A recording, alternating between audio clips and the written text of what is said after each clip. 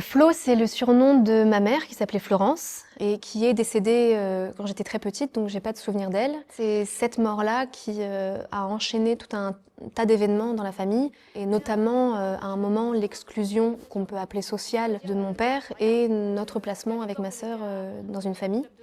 Et donc il y a à la fois des personnages de mon histoire, mon père, ma mère, moi petite, à la fois des personnages fictifs qui ont été extraits des archives qu'on a rencontrées. Je peux avoir une fléchette? Ah, arrête de brailler! Je suis pas revenue d'entre les morts pour que tu me casses les oreilles. Pour l'écriture, je me suis basée sur plusieurs choses. Déjà, il y a la question des archives, donc les archives de cette histoire en particulier. Et donc là, je parle surtout des archives judiciaires, donc des lettres, des procès-verbaux qui ont entériné l'histoire dont je parle. Il y a aussi la question des souvenirs que j'ai, que d'autres ont, des photos, des films, etc. Et puis, il y a eu aussi une autre partie du travail qui a été puisque la problématique, selon moi, c'était ces archives-là qui ont entériné des choses, des personnes à un moment donné, au pire moment pour elles.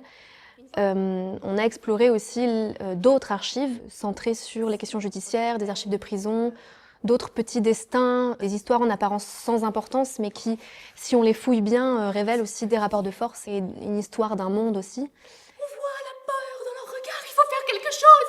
Aidez-les! Oh, ma petite, tu es terrifiée! Les institutions ou les personnes qui les produisent sont prises dans des grilles de lecture, dans leur époque, et donc répondent du monde qui les entoure, et des rapports sociaux, des rapports de classe, etc.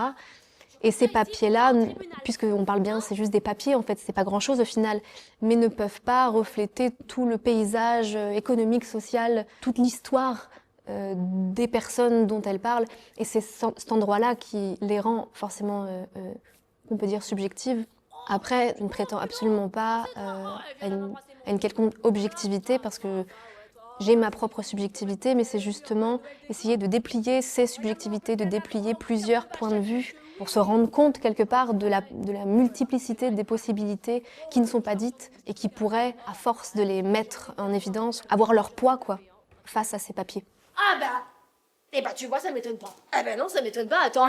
Alors j'incarne beaucoup de monde. Bien fait. Parce que c'est ça aussi qui m'intéressait, c'était la multiplicité des personnages à amener, puisque la question c'est aussi qu'il y a trop à dire. Et donc ce qui m'intéressait aussi, c'était le poids de la mémoire et le poids de la responsabilité de devoir tout jouer et comment on les joue aussi.